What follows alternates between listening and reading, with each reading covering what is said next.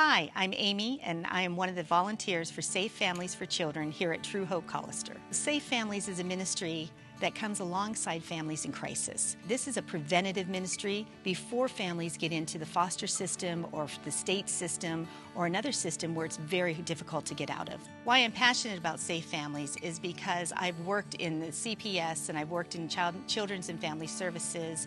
I've worked with child abuse here in Idaho, and I love this ministry because it is one of the preventative ministries before families and children get into these other programs. This is a ministry for a mom or dad who are just trying to get their lives together and healthy and may need some assistance with their child care. Just this week, I took a father and his 9-year-old son to the dentist, and it was amazing because it was a long drive out to Nampa, and they spoke Spanish and I spoke English, and we couldn't even communicate.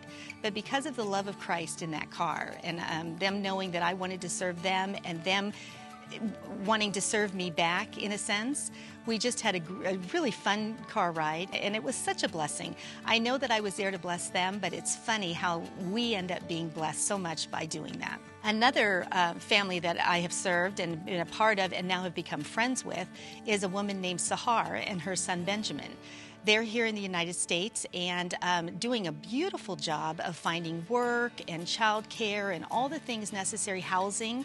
But what she's just asked for is someone to come alongside of her and help her with paperwork, help her with applying for another job. And we even had her and Benjamin over for a Memorial Day picnic with my family. And that was so fun because she got to meet the family and become a part of the family and eat different foods. And that was just a joy. So getting to know Sahar and becoming a friend of hers has been really a blessing in my life. And I hope that we will continue to be friends for a long time. You know, the reason I do this ministry is because Jesus is the hero of this story. There's no doubt about it. It is not from anything that any of us are doing.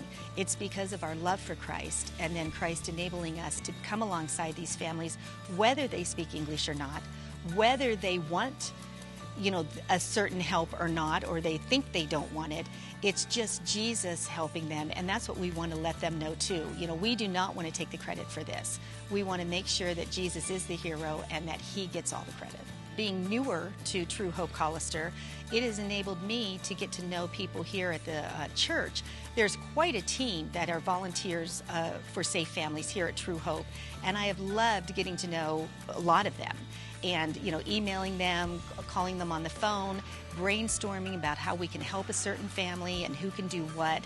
That's been a joy because it's made me feel more of a part of my own church community, and what a gift that is. I wouldn't want to do Safe Families without doing it as a family. I mean, you can include your husband. My husband, Scott, has been instrumental in being a part of this. We brainstorm together, we share things together. He has great ideas.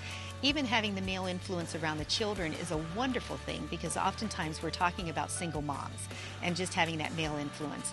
I think if you're a family that still has children in the home, what a gift to give that to your children, to bring them alongside and have children assisting and playing and helping with some of the kids that you are watching. It's funny because you go into these ministries thinking, I'm going to bless everyone else. And when you come alongside families and you're in the trenches with them and you're doing life with people, you are the one who's ultimately blessed because you know that God's there, he's in there, you know he's giving you the strength to do the things that you need to do, even when you don't feel like it, because a lot of times you don't feel like doing these things.